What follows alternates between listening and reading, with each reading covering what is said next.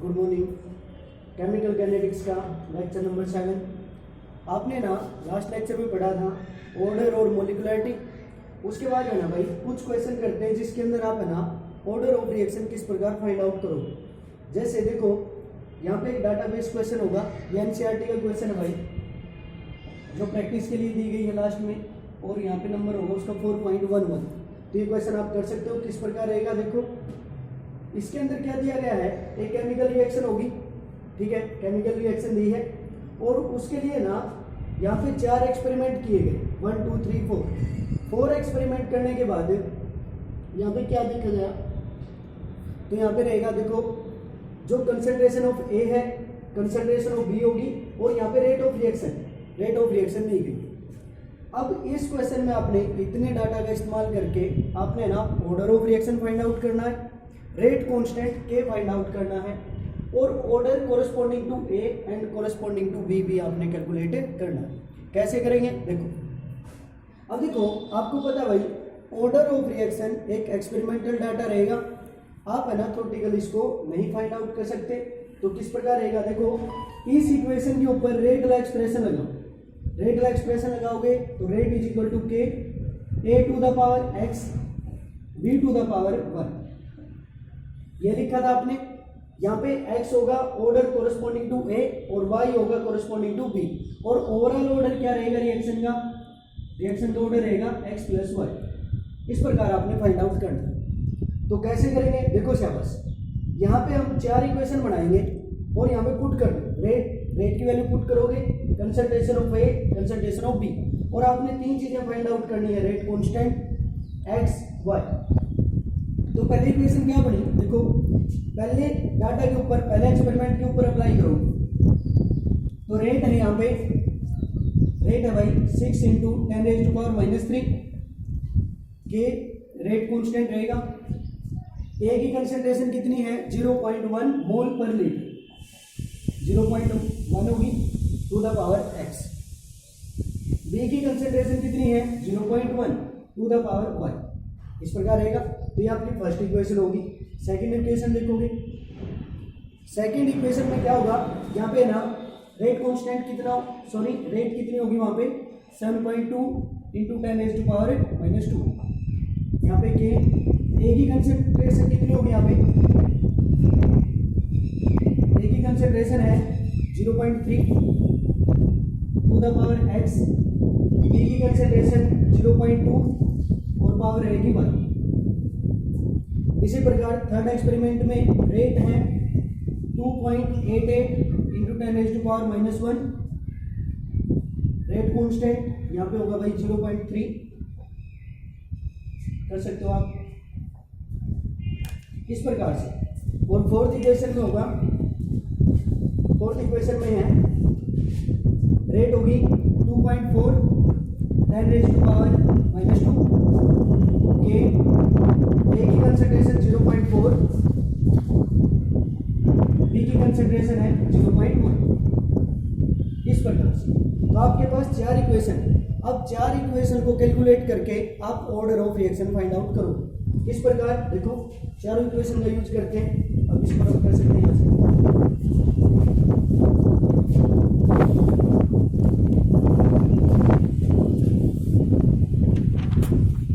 तो अब क्या करोगे देखो, इसको करने का तरीका क्या रहेगा, आप 2 इक्वेशन उठा लो, 2 इक्वेशन उठाओ जिसके अंदर एक टर्म कैंसिल आउट हो जाएगी, तो दूसरे के कोरस्पॉन्डिंग आप वैल्यू फाइंड आउट कर सकते हो। कैसे देखो, जैसे मेरे अकॉर्डिंग आप क्या करोगे यहाँ पे, जैसे यहाँ पे आप देखोगे, जैसे सेकंड और थर्ड इक्वेशन उठाओ, सेकंड और थर्ड में क्या है, जो ए की कंसंट्रेशन है वो तो कांस्टेंट है और है ना बी की कंसंट्रेशन वहां पे वेरी करेगी, तो उसके कोरस्पॉन्डिंग हम वाई फाइंड आउट कर सकते हो बिल्कुल आसानी से।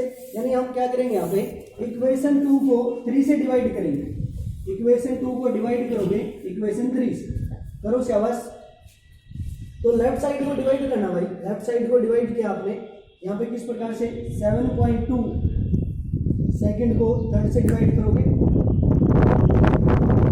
डिवाइड, तो इक्वेशन 2 को 3 से डिवाइड करोगे, लेफ्ट साइड को डिवाइड करोगे 7.2 into 10⁻⁻² divide by 2.88 into 10⁻⁻1 is equal to, यहाँ पे आएगा भाई, करके दिखा सकता हूँ इसके लिए, k 0.3 to the power x 0.2 to the power 1 divide by में के 0.3 x 0.41 इस प्रकार से आप देख सकते हो। तो यहाँ पे देखना भाई, डिवाइड करोगे के से के कैंसिल, रेट कॉन्स्टेंट रहेगा, ये तो कैंसिल आउट, ये टर्म इससे कैंसिल आउट हो जाएगी। तो यहाँ पे क्या बचेगा, देखो शहबाज, यहाँ पे किस प्रकार से रहेगा, यहाँ पे ऊपर है 7.2 और यहाँ पे भाई 2.88, ठीक है। तो किस प्रकार से आप इसको कैलकुलेट करोगे, देखना भाई, आप पहले ना वहाँ पे है, यहाँ पे होगा भाई, पहले राइट साइड सोल्व करोगे, 2.4 डिवाइड बाय में 0.2 डिवाइड बाय 0.4 और यहाँ पे कॉमन पावर रहेगी भाई, इस प्रकार रहेगा। और यहाँ पे आएगा भाई आपका, यहाँ पे पावर को अगर बैलेंस करोगे तो ऊपर -1 इस प्रकार से आ जाएगा, ये 7.2 डिवाइड बाय में 28.8 और ये आपकी, आप पावर को यहाँ पे सोल्व कर सकते हो। तो उसके बाद देखना, यहाँ पे अगर भाई कैलकुलेट करोगे तो इसको अगर यहाँ पे डिवाइड करोगे तो ये आएगा 1/4 आएगा। यहाँ भी आप पॉइंट से पॉइंट हटा सकते हो, तो यहाँ पे भी कितना आ जाएगा, 1/2 आ जाएगा। तो किस प्रकार से लिख सकते हैं हम, देखो यहाँ पे हम, यहाँ पे आपका बेस बनेगा 1/2 टू द पावर y, ये बेस बना, और यहाँ पे क्या भाई 1/4 है, ठीक है। तो इसको हम किस प्रकार लिख सकते हैं, दोनों तरफ बेस बराबर करते हैं, 1/2 टू द पावर 2 कर सकते हो, थोड़ा ध्यान देना भाई। तो यहाँ पे लेफ्ट साइड में और राइट साइड में बेस इक्वल है, अगर बेस इक्वल है तो पावर भी क्या होगी, फिर इक्वल होगी। तो इसीलिए यहाँ पे y किसके बराबर आ जाएगा भाई, 2 के बराबर आ जाएगा, y किसके बराबर आ जाएगा, 2 के बराबर आ जाएगा। यानी D के कोरेस्पोंडिंग जो रिएक्शन का ऑर्डर होगा, ठीक है, वो कितना आएगा, वहां पे 2 आएगा, कितना आ जाएगा भाई, 2 आएगा। तभी तो कहते हैं भाई, जो आपके पास ऑर्डर है ना, वो एक एक्सपेरिमेंटल फिनोमिना रहेगा, आप विदाउट एक्सपेरिमेंट परफॉर्म नहीं कर सकते। आपने क्या किया, एक्चुअल में क्या कर रखा है, यहाँ पे ए की कंसंट्रेशन को तो कांस्टेंट रखा और बी की कंसंट्रेशन को चेंज कर दिया, तो उसके कोरिस्पोंडिंग आप ऑर्डर ऑफ रिएक्शन चेक कर सकते हो। तो y कितना आ गया, 2। इसी प्रकार आप है ना x निकालोगे, तो निकालते हैं भाई, जैसे याद रखना y के लिए 2 वैल्यू कितनी आई, 2 आ जाएगी। उसके बाद देखते हैं भाई, इसी प्रकार से ऐसी 2 इक्वेशन उठाओगे इस क्वेश्चन के अंदर, थोड़ा स्मार्ट वर्क करोगे, ऐसी 2 इक्वेशन उठाओ जिसके अंदर y तो कैंसिल आउट हो जाए और x के कोरिस्पोंडिंग आपकी इक्वेशन बच जाए। लाइक 1 एंड 4, देखो 1 और 4, यहाँ पे y की कंसंट्रेशन तो सेम है और y की आपने चेंज कर दी, इस प्रकार से रहेगी। यहाँ पे आप है ना, आपकी बार 1 को डिवाइड करोगे 4 से, इक्वेशन 1 को डिवाइड करोगे इक्वेशन 4 से, करते हैं भाई। देखो लेफ्ट साइड को डिवाइड करोगे, यहाँ पे रहेगा 6/6 into 10⁻³ divide by 2.4 into 10⁻⁻²। Right side में रहेगा कि 0.1 x 0.11 डिवाइड बाई में 4 देखना भाई, 0.4 to the power x 0.1 to the power 1, ये रहेगा। जो टर्म कैंसिल होती है उसको कैंसिल आउट कर दो, ये टर्म कैंसिल आउट, इससे ये कैंसिल होगा, ठीक है, इस प्रकार देख सकते हो। उसके बाद देखो कैलकुलेशन करके भाई किस प्रकार रहेगी, यहाँ पे देखो, अगर यहाँ पे देखा जाएगा तो अगर -2 को ऊपर लेके जाओगे तो प्लस में होगा, 10⁻⁻1 आएगा, इसको नीचे ले आओगे तो यहाँ पे वैल्यू कितनी आ जाएगी भाई, 6/24 आ जाएगा, कैलकुलेट कर लेना, 6/24 आएगा। और यहाँ पे इस प्रकार से यहाँ पे क्या आएगा, देखो अगर वहाँ पे पावर सेम है तो आप क्या कर सकते हो, वहाँ पे बेस डिवाइड कर सकते हो, तो यहाँ पे आएगा 0.1 0.4 to the power x, find out कर सकते हो। तब तो आसान हो गया बिल्कुल। यहाँ पे वैल्यू कितनी है, 1/4, यहाँ पे लिख सकते हैं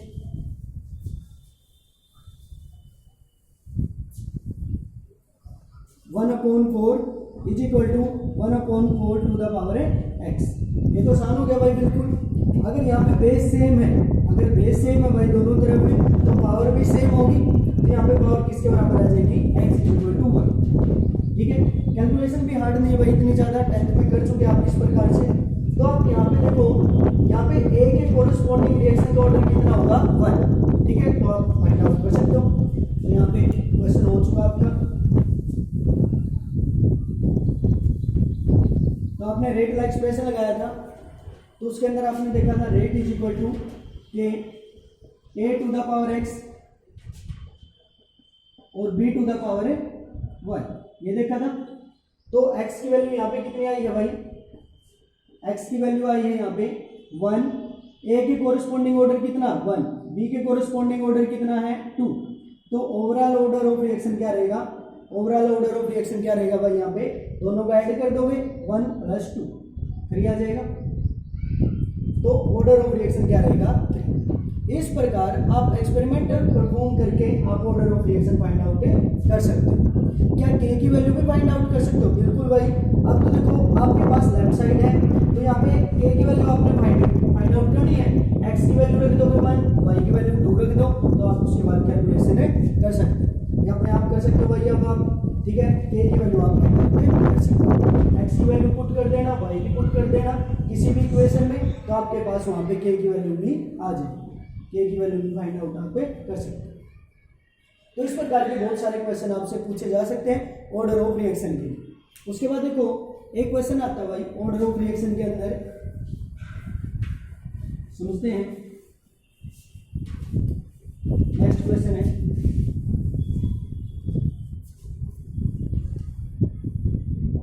इस प्रकार से आपसे क्वेश्चन पूछा जा सकता है, कहता भाई कोई रिएक्शन आपके पास जिसके अंदर रिएक्टेंट ए है, प्रोडक्ट बी।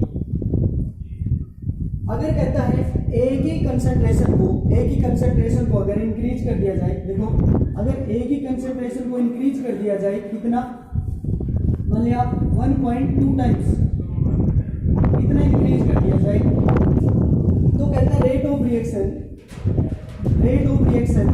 इंक्रीज हो जाती है 1/1.44 टाइम्स, कितनी हो जाती है, तो कहता है order of reaction find out करें। ऑर्डर किस प्रकार से फाइंड आउट करें,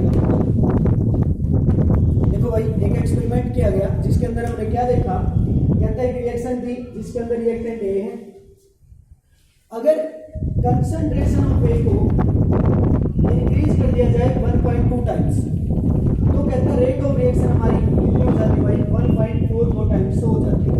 तो इसके लिए ऑर्डर ऑफ रिएक्शन क्या रहेगा, किस प्रकार करोगे, और डायरेक्ट किस प्रकार कर सकते हो। देखो यहाँ पे ना इसके लिए आप रेट का एक्सप्रेशन लगाओगे, तो रेट क्या आएगी यहाँ पे k a to the power x। ठीक है, हमें नहीं पता भाई यहाँ पे ऑर्डर कितना होगा, ठीक है, ऑर्डर कितना होगा इस प्रकार से आप लिख सकते हो। ये पहली इक्वेशन होगी, ठीक है, ये पहली इक्वेशन होगी, ठीक है। यहाँ पे रेट को लिख लोगे R1 लिख सकते, ठीक है। उसके बाद क्या कहा, उसके बाद कहा क्या क्वेश्चन है भाई, जो कहता है यहाँ पे कंसंट्रेशन ऑफ ए कितने टाइम्स करती, 1.2 टाइम्स, तो कहता है रेट कितने टाइम्स हो जाती है, 1.4 टाइम्स हो जाती है। तो लिखोगे यहाँ पे, तो है ना पहले कितनी थी रेट R1, अगर कंसंट्रेशन वहाँ पे 1.2 टाइम्स कर दी जाए, ठीक है, रेट कांस्टेंट तो के ही रहेगा, तो रेट कितनी हो जाएगी 1.44 टाइम्स हो जाएगी।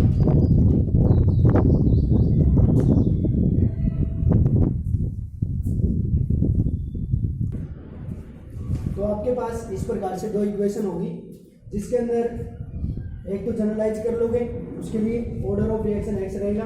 फिर आपने कंडीशन अप्लाई कर दी, अगर वहाँ पे कंसंट्रेशन ऑफ ए को आप 1.2 टाइम्स इंक्रीज करोगे, तो रेट कितनी इंक्रीज होगी 1.4। किस प्रकार से कैलकुलेट करोगे, देखो शाबाश, आप क्या करो, आसानी हो जाएगी बिल्कुल। इक्वेशन 2 को इक्वेशन 1 से डिवाइड करो, ठीक है, तो क्वेश्चन हो जाएगा आराम से बिल्कुल। ऑर्डर ऑफ रिएक्शन आप फाइंड आउट कर सकते हो। तो यहाँ पे करते हैं भाई 1/1.44 R1 डिवाइड बाय में R1 is equal to, right side देखोगे यहाँ पे rate constant k 1.2 a to the power x, यहाँ पे होगा भाई a to the power x।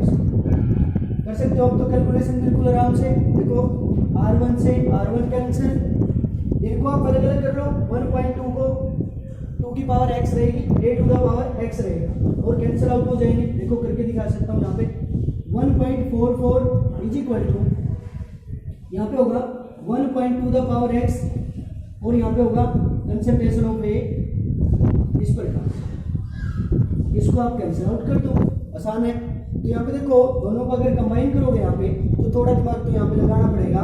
यहाँ पे 1.2 द पावर x है तो इसको भी है ना यहाँ पे बेस सेम बनाओगे आप।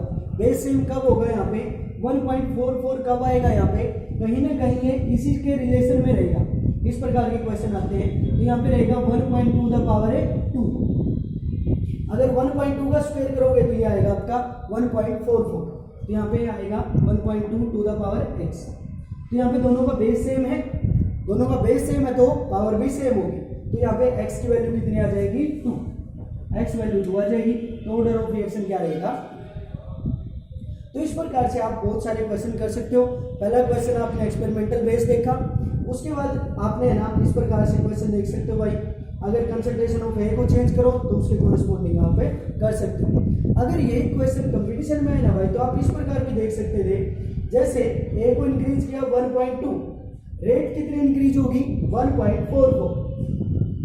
तो कहीं ना कहीं देखो अगर यहाँ पे 1.2 इंक्रीज होने से अगर 1.44 टाइम रेट इंक्रीज होगी ना तो इसका स्क्वायर बनेगा ये, तो वहाँ पे ऑर्डर कितना आ जाएगा 2 आ जाएगा। इतनी कैलकुलेशन की भी जरूरत नहीं पड़ेगी।